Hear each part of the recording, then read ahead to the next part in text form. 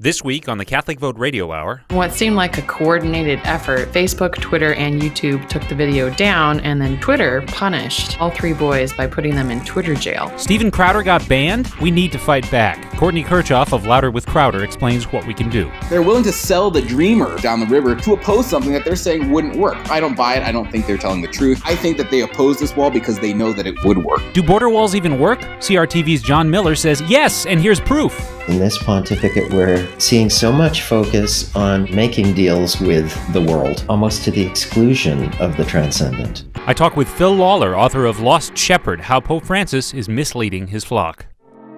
In the early days of broadcasting, few people realized what a fine art radio was to become.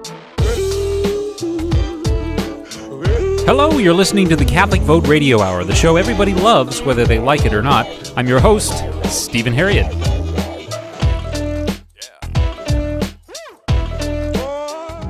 The entire ceremony is streamlined, shortened in keeping with the current church trend toward greater simplicity and elimination of medieval pomp and splendor. First up, it's the Week in Review. This week, Twitter stepped in to support the Parkland students calling for gun control. This is a platform for respectful dialogue, Twitter explained. It's 2018, and we believe everybody should be able to accuse gun owners of lusting after the blood of our children in a civil and bipartisan manner. During a visit to India, Hillary Clinton gave an interview explaining why she lost in 2016. People who don't like women and blacks having rights voted for Trump, she said. It's infuriating. What with my husband's past with women and the Democratic track record with the black community, I really thought I'd win the racist and sexist vote. The UK has refused to let right-wing commentator Lauren Southern across their border. It's not your politics, Miss Southern. We just no longer allow pretty white girls from Canada to come in, a border agent said.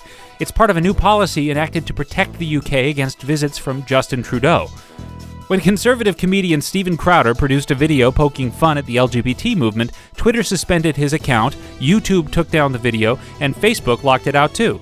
Speaking for all three media giants, George Soros assured the world that there was no coordinated conspiracy against Crowder. The Vatican admitted this week that its press office had doctored a photo to give the impression that Pope Benedict was more in favor of Pope Francis's teaching than he perhaps is. In response to multiple media reports about the scandal, Pope Francis explained none of this would have happened if Pope Benedict had been nicer in the first place. Pope Benedict issued a final statement this morning, quote, "He started it." This has been the Week in Review. You're listening to the Catholic Vote Radio Hour.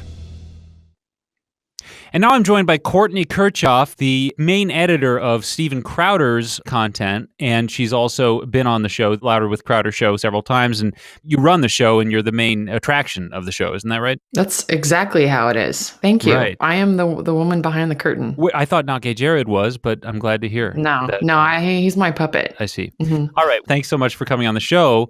The reason I have you on the show, Courtney, is because three people from the show, including Steven Crowder himself, have been suspended from Twitter because they were bbad, according to progressive standards. They displeased the gods of the left with the most innocuous video maybe that they've made. Like it really was not triggering at all if you were to go back and watch it, but in what seemed like a coordinated effort, Facebook, Twitter, and YouTube took the video down, and then Twitter punished all three boys by putting them in Twitter jail. The significant thing here is how just mainstream Steven Crowder is. This isn't some frog account. This is Steven Crowder. He's a mainstream comedic commentator who is on CRTV and has had his own show for years. A decade. Yeah. This is, I think, new. I think you could say that there's something new about this. This is a little unprecedented, which is why, by the way, everyone from Stefan Molyneux to Andrew Klavan is sounding the alarm and saying, whoa, Twitter. Yeah, it's people like Shapiro yesterday made the point. So you have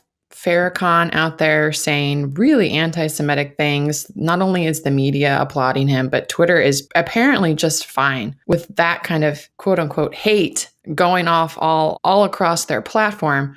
Stephen, Jared, and Sven tweet a link to their video in which Sven Computer goes undercover at South by Southwest and identifies as a computer, and all of a sudden the internet breaks. So this is not the most offensive video Stephen has done. I mean, he has impersonated Bob Ross in a parody video and has painted Muhammad. Yes, which is classic.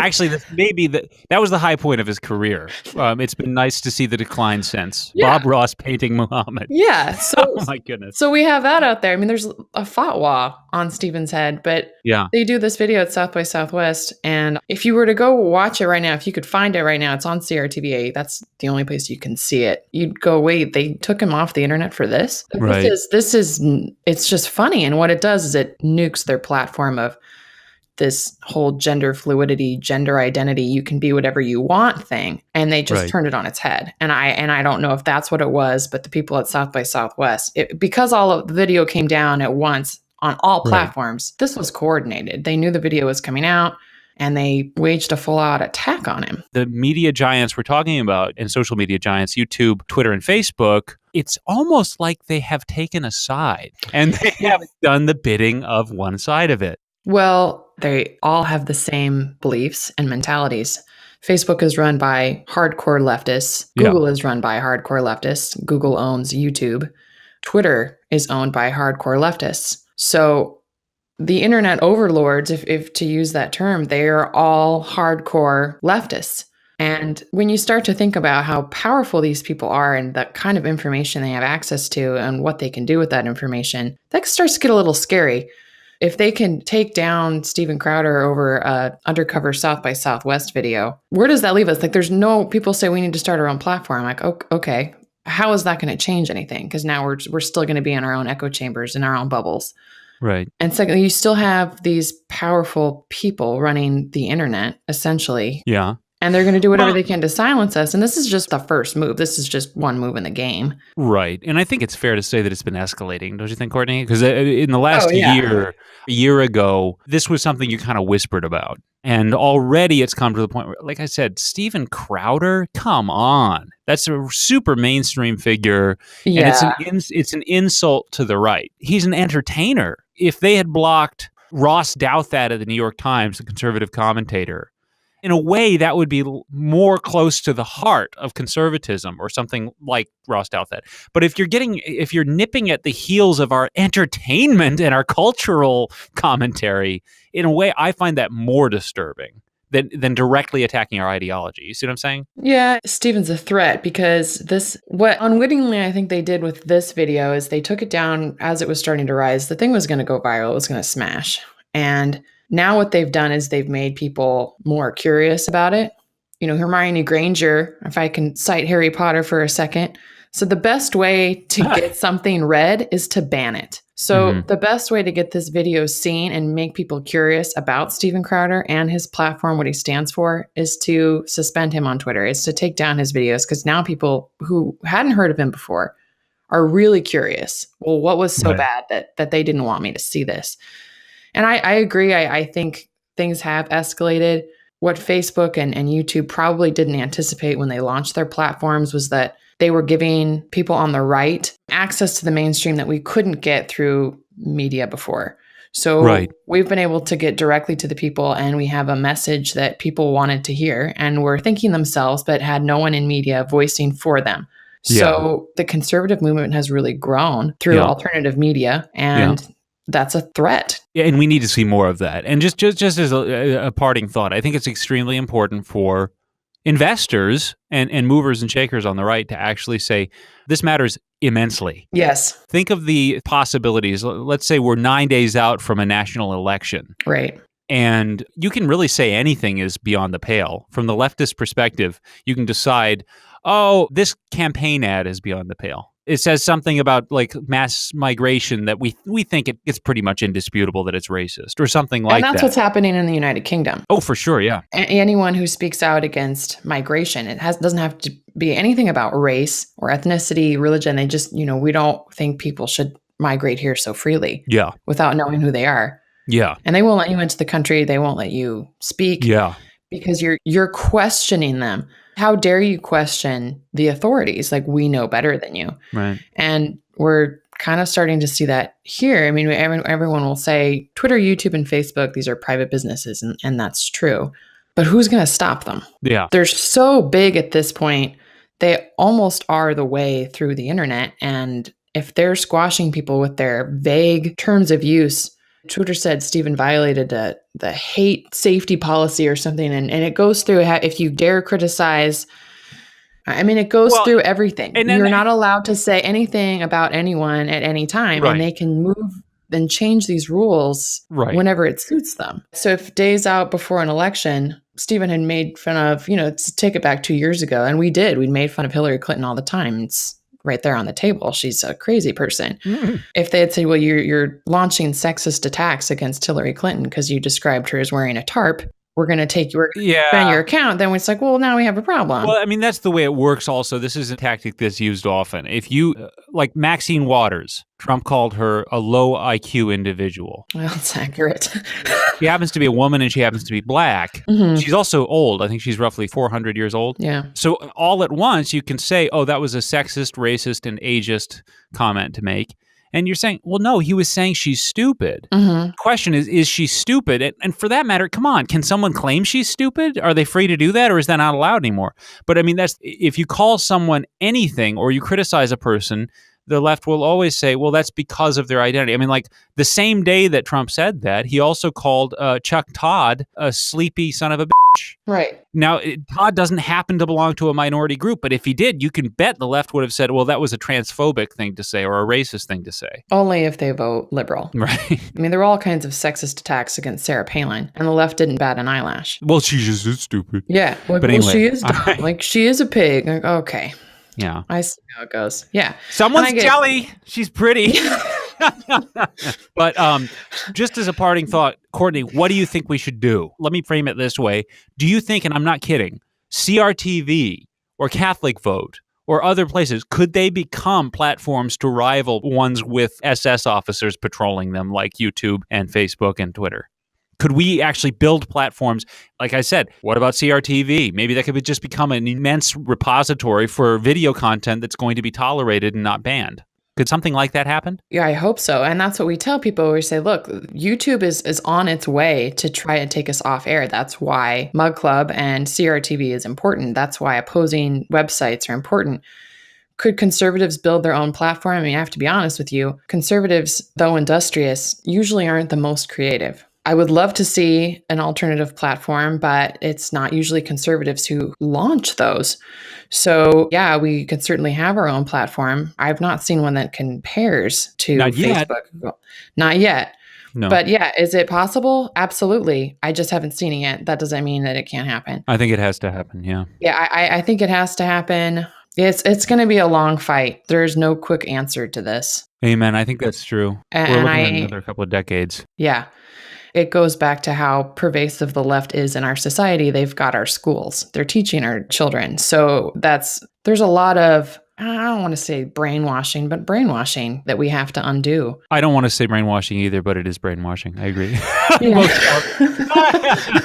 mean, it sounds so conspiracy, but it's like, oh gosh, have you talked to students who come out of public school lately? I mean, Oh, no, yeah, absolutely. They are, in fact, bigoted. They're trained to be bigoted. I recently just got a comment just the other day where I said something critical of the public school system, and a young person replied right away and said, what's the alternative to go back to the religious, unenlightened past where people were killing each other? And I'm like, dude, name a mass murderer. He was an anti-Christian. He was more on your side. Where do you get this idea that religion is more dangerous than Nazism and communism? Right. Who taught you that? That's one of my favorite tropes in pop culture is this idea that conservatives and Christians are somehow anti-science.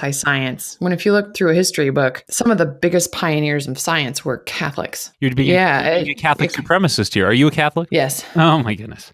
Shame on you. Yeah, I know. They hone in on this trope that they've been taught, like that Christians only believe that God breathed life into man, and that's a literal interpretation. Right. It's like, you guys. We do tend to oppose science of the type that decides that Jews and Slavs are less than human, and now the unborn also. I mean, that's fake science. Right. Yes, we've opposed quote unquote science and quote unquote enlightenment when it's the kind that leads to mass murder. That's the kind of science we tend to oppose. Well, and the science that says there can be more than two genders. Right. So the same people who are like, I'm pro-science and I'm pro-global warming science are also identifying as a frog.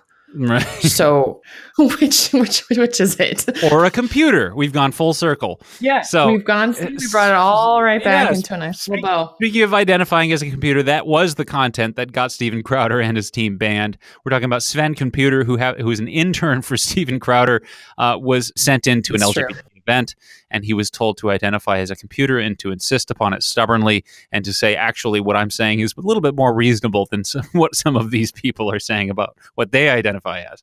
So that's the content we're talking about. Do check out the video. What is the name of the video, Courtney, so we can send people that way? You have to be a subscriber to CRTV, and right now we're having a promo going on where you can do a free trial. I think it's for 30 days. So you can go and watch it, but you need to go to crtv.com. That's the only place you can watch the video at this point because we can't put it up anywhere else. They'll just take it down. All right. Perfect. crtv.com /Crowder, and you should get a little promo there. Excellent. I'm a big fan, and keep up the great work you're doing, Courtney. And folks, you can follow Courtney online. Just look for her on Twitter, Courtney Kirchoff. And it's been a pleasure having you, and I'll talk to you again soon. Thanks, Stephen.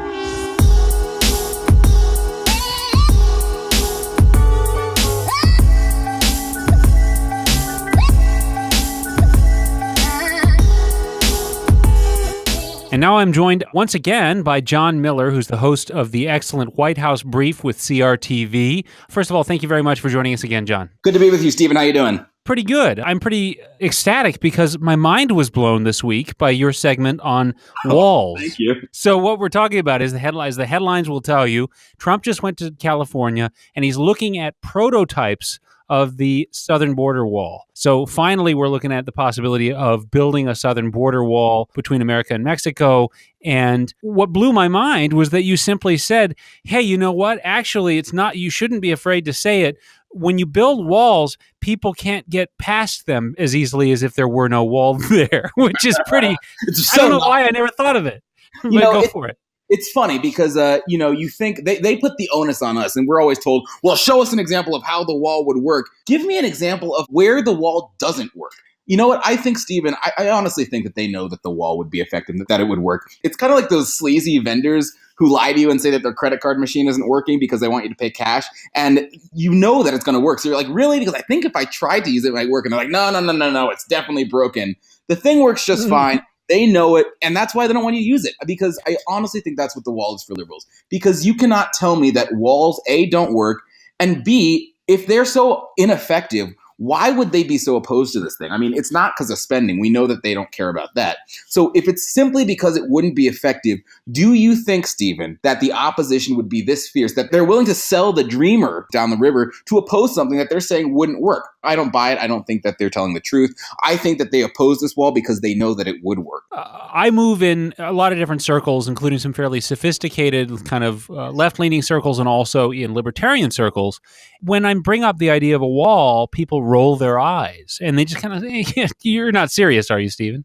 And I kind of have gotten into the habit. I admit I've gotten into the habit of I don't bring up the wall. Basically, what you did is you went through and actually quoted people who have worked in border security scenarios where they added a barrier and it made a difference. Isn't that right? Yeah, that's 100% right. And, I said, show me an example where it doesn't work. They're not going to show you San Diego because in 1996, again in 2006, I think it is, they built double fenced border barriers in San Diego. Crossings went down, I think it was 500,000 before they built the wall to 68,000, which is down by about 87%. And you saw something very similar happen in Yuma, Arizona. And then we can go across the globe over to Israel. The terrorist attacks perpetrated by Arab terrorists declined over 90%. So there is evidence, and we don't have to quote statistics from San Diego and statistics from Israel. The idea, as you said, that basic barriers should work is not novel. I mean, that's been at the basis of Western civilization. The idea of a wall to protect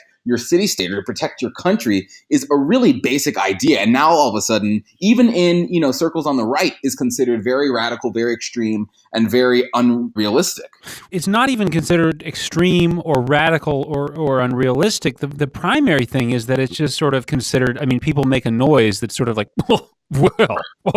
Well, you think? I feel stupid bringing it up, and then I realized, that, like after I watched your segment, I was like, "Wait a minute, why is this stupid? Why am I supposed to feel stupid? It's a thing that gets in the way when people are trying to get across the border." And you know the idea, they're like, the wall wouldn't stop anything. But they're going to cross. What is a 10-foot wall going to do? It's like, I think a 10-foot wall would actually stop them from crossing the border because it's 10 feet. And they're not 10 feet, so they can't step over it. And here's another thing, Stephen, because I understand the argument, it's $12 billion, and that's a very modest estimate for the cost of the wall. And I'm very sympathetic to spending arguments. However, as I said in my video, there are ways to make Mexico pay for the wall that are actually realistic and that are actually not just, they're not going to write us a check and say, here you go. But there are remittances. We can squeeze Mexico. We have immense leverage over that country. Illegal immigrants in America, they send cash. They're called remittances. They send them to their relatives in Mexico. They basically serve as welfare. If we put a limit on who can send remittances and say you have to be a legal citizen, those remittances get cut off. And so if we say you cannot actually end up sending that money to your relatives in Mexico, that's going to mean big trouble for Mexico. They're going to have their essentially welfare cut off. So if you say we're going to squeeze that, we're going to cut that off, you might have a deal. So that's how Mexico could pay for it. There's another concept that Trump brought up, which would be through NAFTA. So there are a few ways Mexico could pay for it. But if Mexico doesn't pay for it, Stephen, the wall would essentially pay for itself in terms of the money that we're saving from paying for having these illegal aliens in the country. And the Center for Immigration Studies did a interesting report that said that the cost it takes for one illegal alien for their lifetime, that's around $75,000. And that's a modest estimate because that doesn't take into account all of the children who also cost money. So $75,000, that's their taxes paid minus the services they use. So if the border wall only keeps out 9 to 12% of those illegal aliens, the wall over 10 years essentially ends up paying for itself. So if Mexico doesn't pay for it, you also have the fact that the wall in and of itself will pay for itself within 10 years. Another thing here is that I like to think of things from the perspective of sort of being humane. Sure. Politics should serve individuals who might be in danger. No, Stephen, you're an evil right-winger. You want a wall to keep out the people. Right. Well, the wall thing is seeming to me as having less and less to do with xenophobia and racism and bigotry. Because I keep thinking to myself, what we're talking about on the border right now is a problem that has been festering for a very long time. And the problem is that around the border, what has grown up is an incredibly violent criminal world where people are being abused en masse. And so a big thing here is what can we do to put a wrench in this horrible world where people are being used and abused all the time and killed? People smugglers, for instance, screw people over and end up killing people on the border. Screw people over. That's putting it so mildly, Stephen. Right. If you look at the pictures and you look at what is happening on the borders and you look at the people who are hurt by illegal immigration and the drug trade and the cartels, I can't even describe the things, but you see heads impaled on spikes. The things that happen because of an open border down there is just unconscionable. And you want to make a humanitarian argument here. The humanitarian argument should be to stop the horrific actions that are happening on the border by illegal immigrants. It's unconscionable to me, the fact that you would want to allow this stuff to continue under the name of being kind and compassionate and caring. And yet the people who want to stop that, the people who are in favor of policies and actions that would actually prevent that kind of immense crime from happening are somehow painted as the villains here. Well, and the other thing is that the important thing to bring up is it's not just horrible crimes being done by illegal immigrants, it's being done to them. Yeah. This it's like a war zone. And we are presiding over it, and the most open borders people are the people that are basically in favor of a horrific mass of human rights violations. And they're saying, thumbs up, we like it that way, don't change anything. And I'll tell you another thing. I have more respect for there's a libertarian crowd out there who are enthusiastically in favor of open borders. And they're honest about it. And I have more respect for them who say, yeah, we want open borders and we want this kind of, open society, because the left, they keep on saying that they want to protect the border and they want to enforce the border. And it's very confusing for people who are trying to have an honest debate here, because they're saying, yeah, we're in favor of enforcing the border and security measures. And then when you put in front of them the most common sense measures to actually enforce border security, they say that they're against it. And so, you have to ask what their actual motives are. And obviously, I think you and I both know why they don't actually want to enforce the border here. Well, that's for the next interview. So, thank you very much, John. Again, this is a great little segment. It was in the White House Brief. Always watch White House Brief. It's always worth a watch. But this week particularly, I loved how you got into Trump looking at the prototype walls, and then you actually put out there that bizarre idea that actually walls get in the way of people when they're trying to get across the border. So it's a good idea to put something in the way. Sometimes the simplest ideas are the best ones. That's right. All right. Well, thank you again, John, and look forward to having you on again soon. Thanks so much, Stephen. Talk to you later.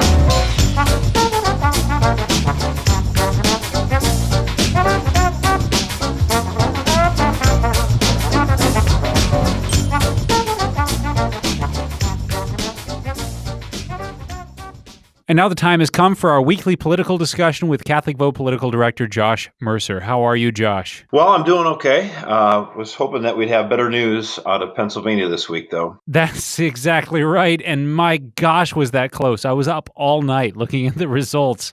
What happened there? It was within literally a few dozen individual people, wasn't it? That close? It does appear that the margin of victory here is going to be within just a couple of hundred votes here between the two candidates. And unfortunately, pro-life candidate Rick Saccone is going to probably end up losing this very close election to pro-abortion, so-called Catholic Connor Lamb, and it's deeply frustrating. Yeah, just sounds like a truism, but it shouldn't now. People should keep in mind every vote does count, and no one knew how close it would be, and in any given election, you don't know if it could come down to that small of a number, and if you and your 10 friends who you drive to the polls might make the difference. Right, and in fact, what's going on in this race, it's an absolute case where turnout was the difference, because liberal voters are so angry at every single thing the Trump administration stands for that I'm joking about this, but they would almost walk on shards of broken glass in order to go out and vote and cast a ballot that would in any way be a thumb in the nose to President Trump. So that's their method here. And unfortunately, a lot of pro-life voters, conservative voters are not getting the message that every election counts. You need to vote. Look, Stephen, you know from past experience that presidential elections, people tend to vote in larger numbers. I mean, that's just sort of obvious. Right. You know, the presidency involves the most important stuff.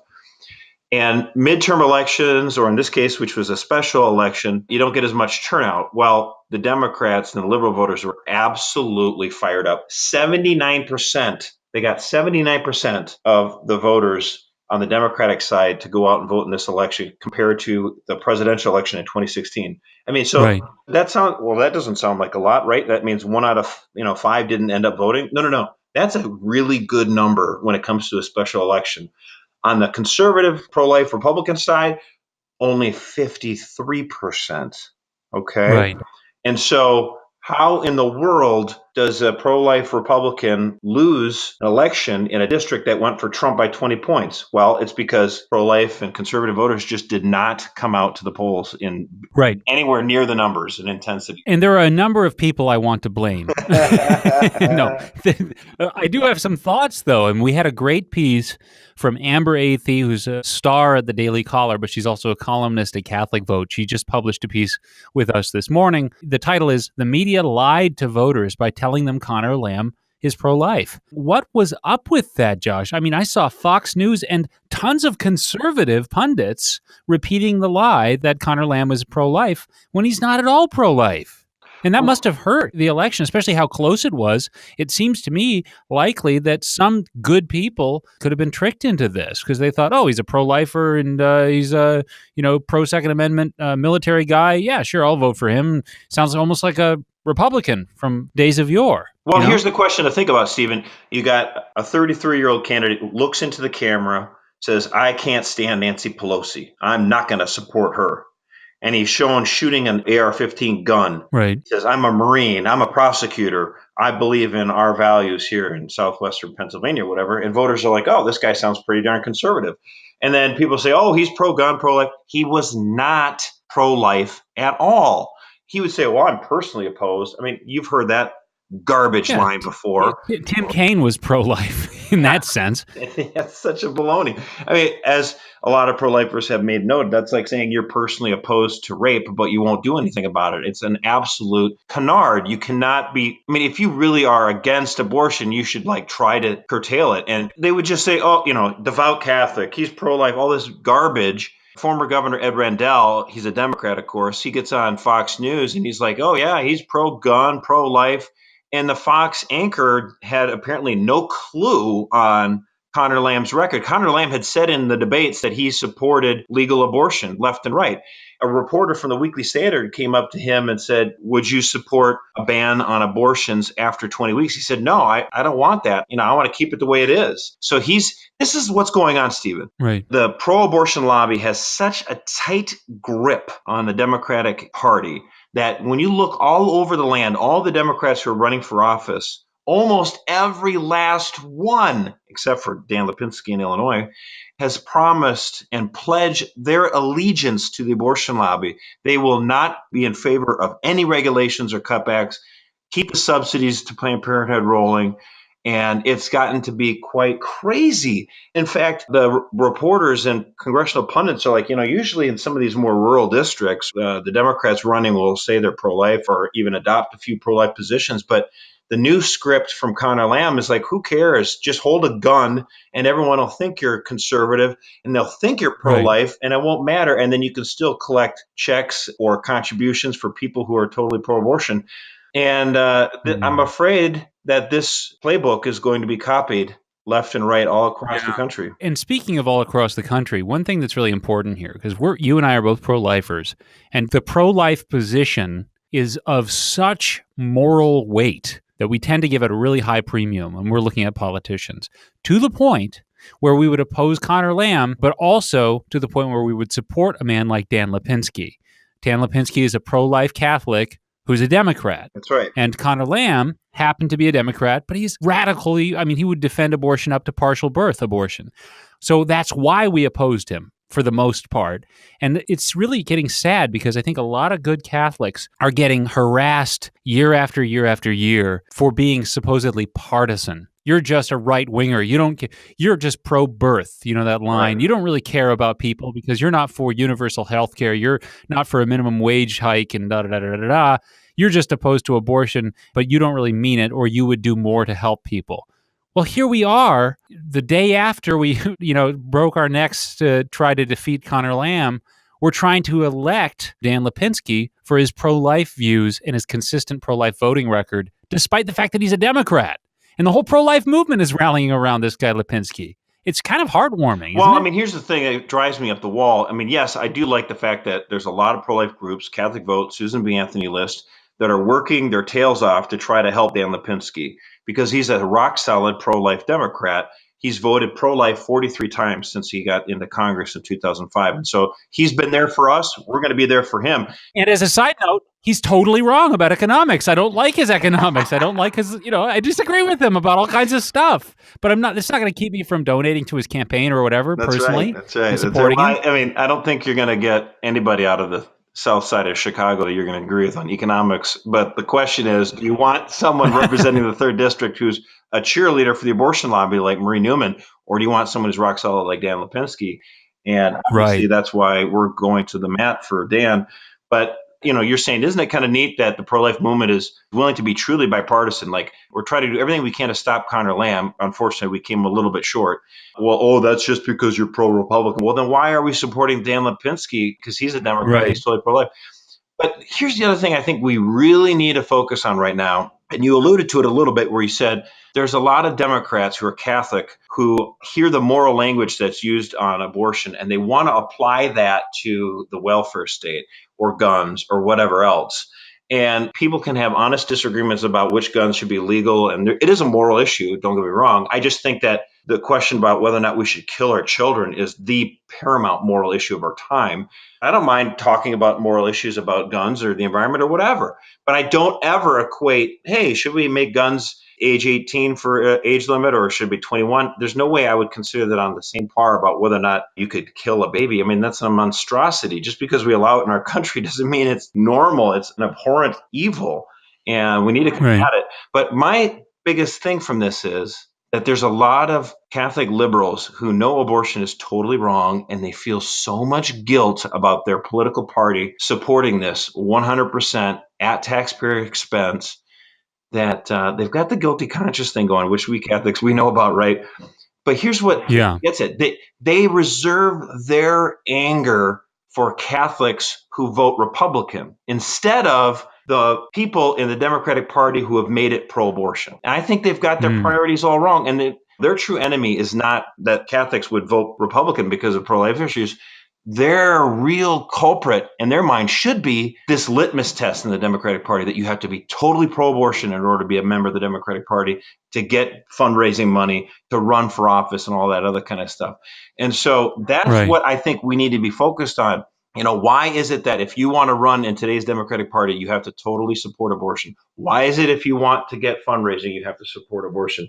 And this guilty conscience eats away at them, and they lash out at Republicans. The Catholic liberals who say the Catholics shouldn't vote Republican because the Republican Party is bad on ABC all the way down to Z. Well, wait a minute now. Where are these Catholic liberals right now? Are they out there supporting Dan Lipinski? Are they donating to his campaign? Are they volunteering? Because you know what? I see Susan B. Anthony List and us here at Catholic Vote trying to help out Dan Lipinski, but I sure as heck don't hear Catholic liberals out there. Like, where are these Catholic liberals who keep saying, oh, torture, welfare, healthcare, all this other stuff?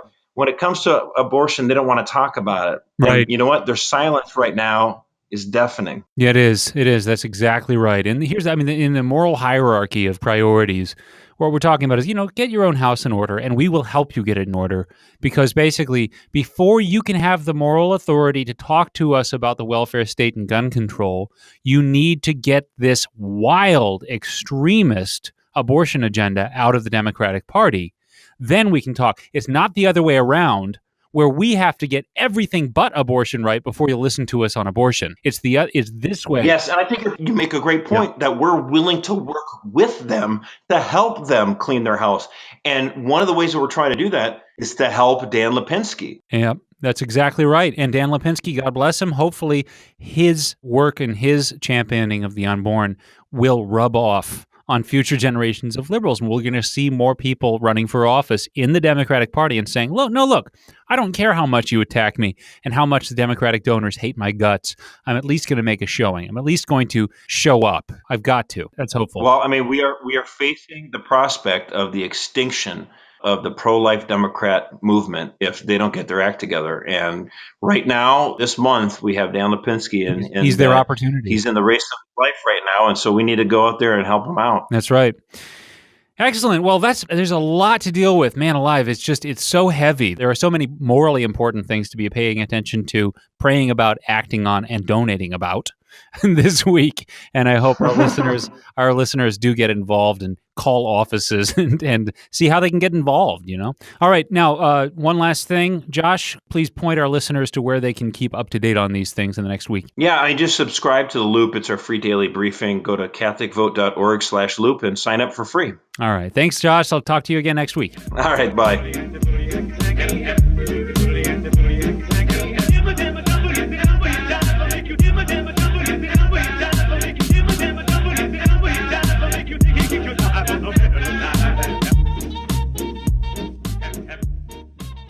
And now it's time for our brief weekly interview with Professor Jeffrey Stimpson. Now, Professor, I wanted to ask your opinion about something that happened this week.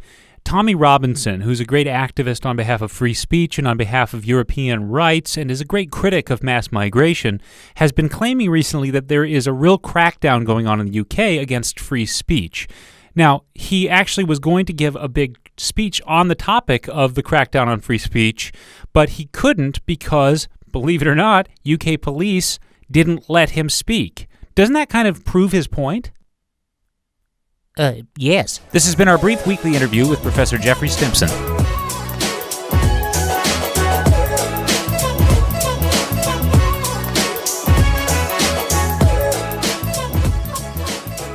Now the honor of being joined by Phil Lawler. He is a great thought leader in the conservative Catholic world and has been for many years. And he's recently gotten a lot of praise for his recent book, The Lost Shepherd, How Pope Francis is Misleading His Flock. Very straightforward title, and it's an important read. So first of all, thank you very much for coming on to the show, Phil. My pleasure. I'm happy to be here. Well, there are so many people who have felt that something is amiss in this pontificate. But now, with authoritative figures, frankly, like you, weighing in and saying, no, you're not imagining it. There is something amiss. But even that is a delicate task, because you also don't want to encourage people to run in every which way and panic or even leave the church, which could be at stake, right? How do you handle that? Well, that's why I felt compelled to write the book, because it seemed to me increasingly clear that something is amiss with this pontificate. And talking with people, I realized that there are three different ways you can look at this. You can say, no, everything is just fine and dandy. There's no problem at all. But that approach doesn't really hold up under scrutiny. Or you can say the sky is falling. Pope Francis is the Antichrist. He's not the legitimate Pope. We have to break with the church. And that's even much more dangerous because you're headed towards schism and at peril of your own salvation. Right. The logical way to look at it is to say, yes, there are problems with this pontificate, with what this Pope has said and done. It's not the first time that the church has had a problem with a Pope, and we'll get through it. We should recognize the problems and deal with them honestly and rely on the Holy Spirit to get us out of the mess. Right. It's interesting that you have chosen to speak about this because you were the author of a very good book called Faithful Departed. It was about the rise and fall of the social influence of the Catholic Church in America, focusing specifically on the microcosm of the Boston Archdiocese, which was, of course, ground zero for the sex abuse scandal, right, but also for so much more. And it seems to me that for many years, good, faithful Catholics sometimes had to sidestep problematic shepherds, which you pointed out in your book. But they felt safe at least because they could say, well, at least I have Pope John Paul II on my side, you see, or Pope Benedict on my side. And I know that I'm being obedient to Rome, even if I hear otherwise from my local CCD teacher or from, a confused pastor. Right. It seems to me that with this pontificate, what a lot of people might be feeling is, oh no, I've lost even that. That's been pulled out from under me. So where do I turn? Yes. You see? And again, I wanted to guard against the panic that can come from that way of thinking. And just if I can go back a little bit, why I wrote this book is partly it's because I can. I'm free to say whatever I want. And if it turns out that I'm proven wrong, well, that's not headline news. I've been wrong before. I'll probably be wrong again. And at the same time, I feel an obligation as a journalist to tell it the way I see it and let other people, including the Holy Spirit, clear up whatever problems arise, therefore. To get back to your point, what we should have learned from the scandal in Boston and elsewhere, and what we should learn from this, is that the cover-up is always worse than the original scandal. And if we have a problem, we should confront it. Now, you're right. For years, people like myself and perhaps like you were looking to Rome for help in controversies. And sometimes we were looking to Rome to sort of clear up and clean up what was said by American bishops. Now, the funny thing is that I think the situation has somewhat reversed now. And I am hoping that the American bishops and other bishops around the world would take the initiative now to restore the sense of clarity to the faithful on crucial issues like marriage and the Eucharist that have been clouded during this pontificate. I'm a political activist, among other things. So in the world of political activism, I look around and I see lots of things end up being at stake, urgently at stake in policy questions that are amazingly tied to doctrinal and even sacramental questions. Mm-hmm. So, for instance, this debate over whether we're going to readmit divorced and remarried couples to communion, or homosexual couples to communion, or whether we're going to bless homosexual unions as pseudo-marriages and do that with the official authority of church officials. A lot of these things, they strike me as being very parallel to very urgent policy questions that are really actually about the state versus the church and authoritarian or even totalitarian ideas versus individuals. It's amazing to me how much parallel there can be. I mean, because people tend to say, oh, there's a huge separation between the two. So if you're concerned with church politics is none of your business, or if you're a political activist, don't you dare mention anything authoritatively moral. You see what I'm saying? I think so. And I'll give you another example and see if this is along the lines of what you are saying. The current discussion about whether the Vatican, or the rumor that the Vatican is about to strike a deal with China, which would give control over the selection of bishops to the Chinese Communist Party, specifically to the Catholic Patriotic Association, which is controlled by the Communist Party. This is an instance where it's as clear as day to me that there is a break between the teaching of Pope Benedict XVI, who said that there is no role for the Patriotic Association in the Catholic Church, and what appears to be on the horizon, which is giving a role to the Patriotic Association in the selection of bishops. That's a pretty clear break, and it's an instance where, as you say, a totalitarian or authoritarian government is being given an invitation to step in. And it's an indication to me that, again, something is amiss, because in this pontificate, we're seeing so much focus on worldly concerns and making deals with the world, almost to the exclusion of the transcendent. That's very sad. Well, I remember you gave a talk on The Faithful Departed around the time the book came out. And I attended the lecture with some very chipper, maybe foolishly optimistic young Catholics. And after your lecture, some of them complained and said, what a downer. And I said, no, don't feel that way. Knowing the worst possible scenario is a good thing, because it better enables you to be an agent for good, right, in your time. So what I'm wondering is, and you could draw from your book perhaps to answer this, what do you think the worst case scenario is in the next few years, culturally and politically? Let's put it in two different segments. If we were to continue down the wrong path when it comes to church leadership, are we talking about schism? Are we talking about the church becoming something that only works in the service of the worst elements of secular statism? I hope not schism, and I doubt that it would become the church working for the secular state, at least not more than is currently the case.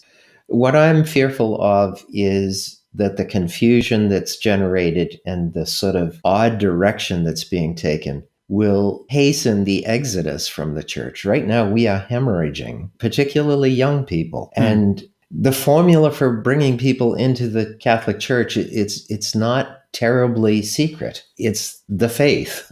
The faith sells. We have a product that sells. Right. And when we try to almost trick people into the church by suggesting that the church is something else, that it is, a social service agency or something like that, right, it doesn't work. Right. So I could see a period of decline along those lines.